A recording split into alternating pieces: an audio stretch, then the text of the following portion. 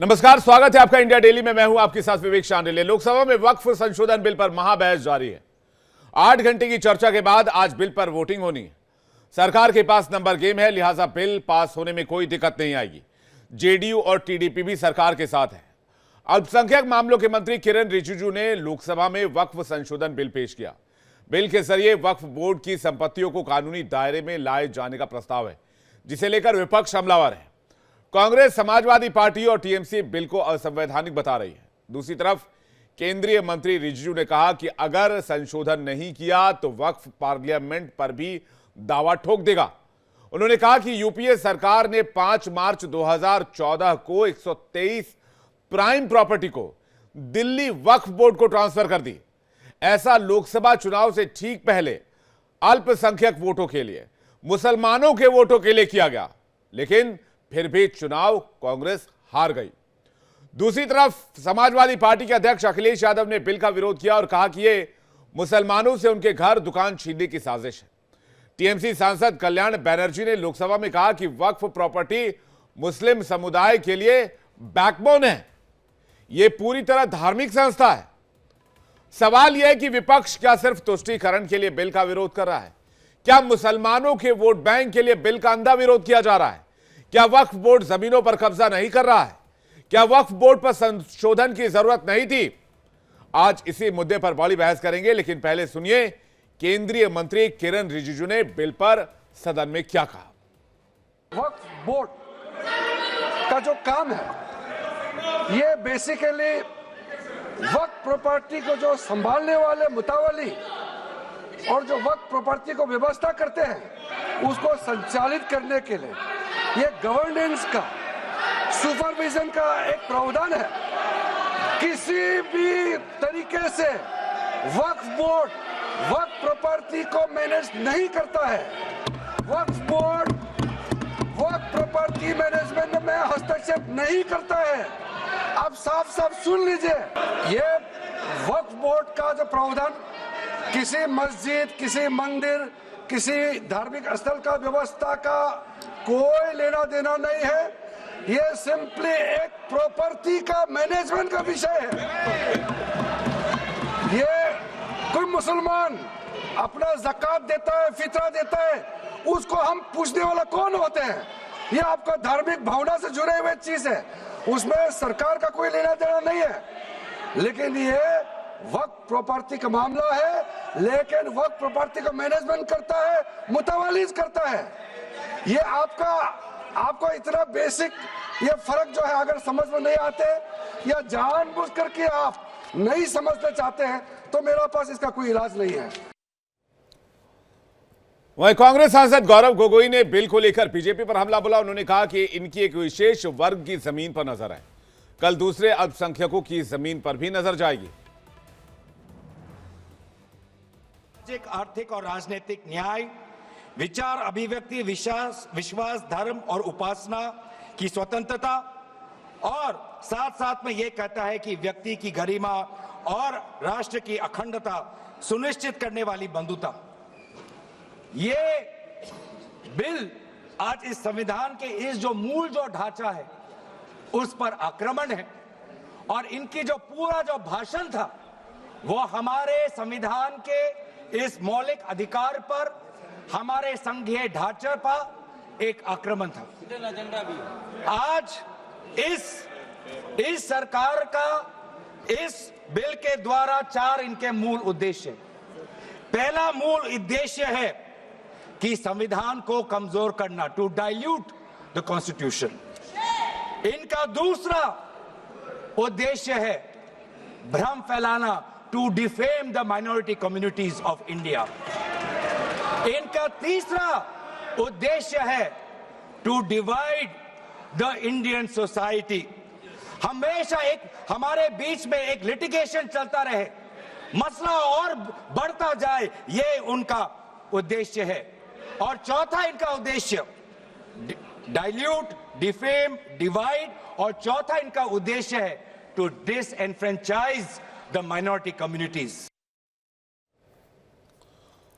वहीं जेडीयू ने बिल के समर्थन का ऐलान कर दिया है। जेडीयू से केंद्रीय मंत्री ललन सिंह ने वक्फ बिल पर लोकसभा में कहा कि यह बिल मुस्लिम विरोधी नहीं है, बिल में सभी के साथ न्याय की व्यवस्था है। संशोधन विधेयक 2025 पर चर्चा हो रही है और चर्चा के प्रारंभ से ही ऐसा माहौल बनाने का प्रयास किया जा रहा है कि जैसे यह कोई वक्फ संशोधन विधेयक जो है ये मुस्लिम विरोधी है। और यह आज से नहीं है, जब यह वक्फ संशोधन विधेयक इस सदन में पेश हुआ था जेपीसी में जाने के पहले, तब से यह नैरेटिव बनाने का प्रयास किया जा रहा है पूरे देश में और पूरे देश का माहौल खराब करने किया जा रहा है यह बता के कि यह मुसलमान विरोधी है। कहीं से यह मुसलमान विरोधी नहीं है, कहीं से मुसलमान विरोधी नहीं है। क्या है वक्फ? वक्फ कोई मुस्लिम संस्था है क्या? वक्फ एक तरह का ट्रस्ट है, जो ट्रस्ट मुसलमानों के हक में काम करने के लिए बनाया जाता है। मुस्लिम कोई धार्मिक संस्था नहीं है वक्फ। ऐसा नैरेटिव बनाया जा रहा है जैसे ये कोई मुसलमान, हाँ उस ट्रस्ट को ये हक है, उस ट्रस्ट को ये अधिकार होना चाहिए कि वो मुसलमान समुदाय के हर वर्ग के साथ, चाहे वो महिला हो, पुरुष हो, गरीब हो, अमीर हो, पिछड़े हो, अति पिछड़े हो, सभी वर्ग के लोगों के साथ न्याय करे, जो नहीं हो रहा है। क्या है वक्फ? वक्फ तो एक धार्मिक संस्था नहीं है, विनियामक है और प्रशासनिक निकाय है जो मुसलमानों के हक के लिए काम करती है। और सीधे लिए चल रहे हैं आपको लोकसभा पार्लियामेंट, जहां पर अनुराग ठाकुर इस वक्त सदन में बोल रहे हैं। में नहीं हुआ, सीएए कानून किसने बनाया? तो वो भी नरेंद्र मोदी की सरकार ने बनाकर वो काम किया है। मैं एक बात और इसमें कहना चाहता हूं, अगर इसमें एक के बाद दूसरा देखा जाए, कांग्रेस ने कहीं ना कहीं और कांग्रेस के सहयोगी दलों ने वोट बैंक के लिए संविधान का सौदा कर लिया है और ये सौदा ही किया है। तभी तो हमने एक के बाद दूसरे उदाहरण देकर कहा कि आपने कैसे उसको अपना वोट बैंक किया, एटीएम बना के रखा, लेकिन ये जो बिल है ये अन्याय की जड़ पर प्रहार है और इस प्रहार के बाद सबको न्याय न्याय और न्याय ही मिलने वाला है। हमने कहा है कि प्रत्येक वक्फ संपत्ति रजिस्टर हो, पंजीकृत हो, उसके आंकड़े होने चाहिए और हर झगड़ा कानून के अंतर्गत हल हो, किसी डर और भय के अंतर्गत ना हो। आपको इस बात का क्यों डर है? अगर किसी को न्याय मिलता है, ट्रिब्यूनल के बाद अगर कोई हाई कोर्ट, सुप्रीम कोर्ट जाना चाहता है तो आप क्यों रोकते हो? देश में हर कानून के अंतर्गत, चाहे इनकम टैक्स का हो या कोई भी हो, आप एक के बाद दूसरे कोर्ट जा सकते हो, लेकिन वक्फ में ये कानूनी रोक क्यों लगा कर रखी थी? ये बिल जो कहा गया किसी धर्म के खिलाफ, ये बिल किसी धर्म के खिलाफ नहीं है। यह बिल भ्रष्टाचार, धोखा और धार्मिक सामंतवाद के खिलाफ है और हम इसके खिलाफ रहेंगे। ये बात स्पष्ट है कि ये आस्था का विषय नहीं है। As long as Prime Minister Modi is the PM, the shops of appeasement will remain shut. This bill is not about Hindu versus Muslim. This is law versus lawlessness, constitution versus corruption, Bharat versus internal partition. और ये partition एक बार हो गया, अब आपके कारनामों के कारण बार बार नहीं होने देंगे। सर, मैं एक अंतर्राष्ट्रीय स्तर पे क्या परिस्थितियां वो थोड़ा बताना चाहता हूं। टर्की में 1923 के बाद 1924 में मिनिस्ट्री ऑफ वक्फ इसको एबॉलिश कर दिया गया और वहां पे जनरल डायरेक्टरेट ऑफ फाउंडेशन बना, जो रेस्टोरेशन, मेंटेनेंस और यूटिलाइजेशन वक्फ प्रॉपर्टीज का करता है और ये इसके बाद इसको लोगों की भलाई के काम के लिए पैसा लगाता है। कुवैत में भी ministry of Waqf and Islamic affairs है, ये एसेट, मस्जिद, स्कूल, अस्पताल, इनका सबका देखरेख करता है और मॉडर्नाइजेशन के माध्यम से, टेक्नोलॉजी के माध्यम से इसका फायदा उठाते डिजिटलाइजेशन किया है। लेबनान में ministry of endowments and Islamic affairs है, जो इसकी मैनेजमेंट और यूटिलाइजेशन को सारे को देखती है और चैरिटेबल और कम्युनिटी के काम को देखती है। सीरिया में भी मिनिस्ट्री ऑफ वक्फ है, जहां पर एप्रोप्रिएट यूज हो, रेवेन्यू हो, चैरिटेबल पर्पस हो, उसके लिए काम किया जाता है। इराक में भी सुन्नी एंडोमेंट और शिया एंडोमेंट ऑफिस है और ये भी सीधा सेंट्रलाइज फ्रेमवर्क के माध्यम से काम करता है। सऊदी अरेबिया में जनरल अथॉरिटी ऑफ वक्फ है जो इंडिपेंडेंट पब्लिक बॉडी है। सिंगापुर में MUIS जो स्टैट्यूटरी बॉडी है वो मिनिस्ट्री ऑफ कम्युनिटी डेवलपमेंट के अंतर्गत है। ये वक्फ मैनेजमेंट के डिजिटल सिस्टम के माध्यम से काम करता है। इंडोनेशिया में भी इंडोनेशियन वक्फ बोर्ड है जो इंश्योर करता है अच्छे काम करने के लिए, उनके भलाई के लिए। तुनिसिया में भी, इजिप्ट में भी, रशिया में भी, फ्रांस में इसी तर्ज पे काम किया गया है। लेकिन यहाँ पर ऐसा नहीं किया गया, यहाँ पे इसके खिलाफ ही काम करते रहे। चंद लोगों के हाथ में, राहुल गांधी जी कहते हैं कि चंद लोगों के हाथ में देश की संपत्ति है। राहुल गांधी जी सदन में नहीं, लेकिन मैं उनको बताना चाहता हूं मात्र 200 लोगों के हाथ में अपने वक्फ बोर्ड दे रखे हैं और देश की लाखों करोड़ रुपए की संपत्ति उनको दे रखी है। क्या उनसे छुटकारा दिलाना चाहिए कि नहीं दिलाना चाहिए? क्या आम मुस्लिम को उसका लाभ मिलना चाहिए कि नहीं मिलना चाहिए? क्या मुस्लिम महिलाओं को, बच्चों को लाभ मिलना चाहिए कि नहीं मिलना चाहिए? क्या विधवाओं को लाभ मिलना चाहिए कि नहीं मिलना चाहिए? आप महिला विरोधी क्यों हैं? मुस्लिम विरोधी क्यों हैं? आप बदलाव विरोधी क्यों हैं? ये सवालों का जवाब आपको देना ही पड़ेगा। सर, एक कहावत है जो यहां पर बाहर कहा जाता है कि पता है यहां से बहुत दूर, पता है यहां से बहुत दूर और गलत और सही के पार एक मैदान है।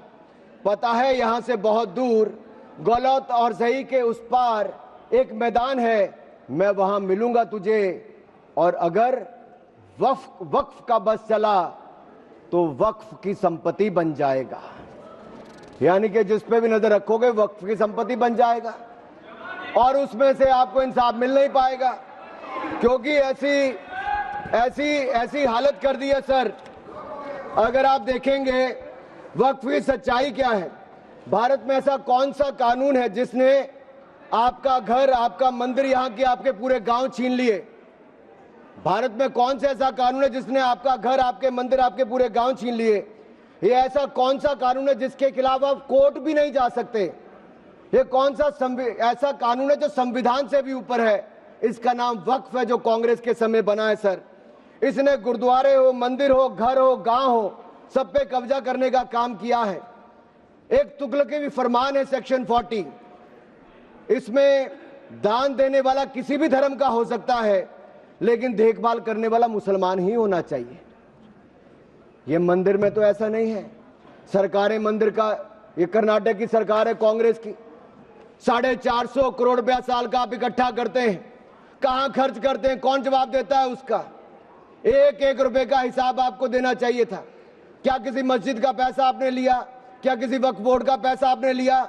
लेकिन कर्नाटक में जो घोटाले हुए सर, उसमें इनके राष्ट्रीय अध्यक्ष मल्लिकार्जुन खड़गे जी का नाम भी आता है। जहां पर क्या हुआ सर? यही नहीं, बैठ जाओ,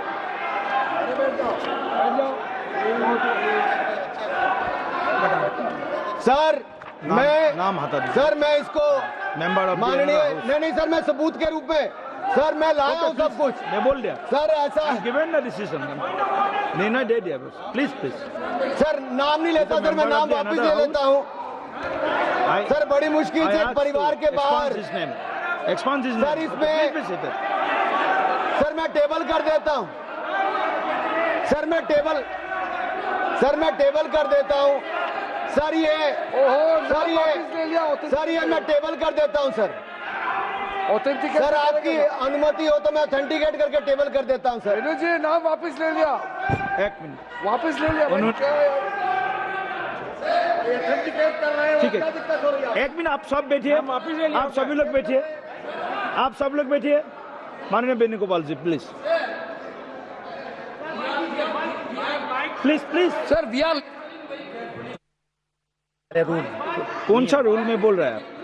to sir, 352 while a member is speaking to the name of the नाम डिलीट कर दिया, बताइए। सर हमने कैसे नहीं नो 1 मिनट आप लोग मत बोलिए। माननीय वेणुगोपाल जी, हमने नाम एक्सपांस भी डिलीट भी कर दिया और उन्होंने भी वापस ले लिया। उसके बाद और क्या है? उसके बाद क्या है?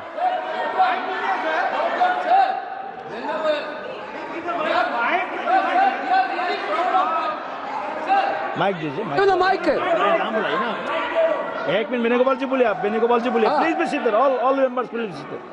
Sir, while he's speaking, he's totally misled the House. Not only misleading the House, he took the name of Honorable Leader of Opposition of Rajya Sabha here in a very bad way. We are really proud, sir, we are really proud of that. We are having a Congress president who came from the grassroots level of this country. Okay. With soft people. He didn't like Mallikarjuna Kharge ji because he is leading by Okay. his casteism. Okay, thank you Oh, that he- please continue.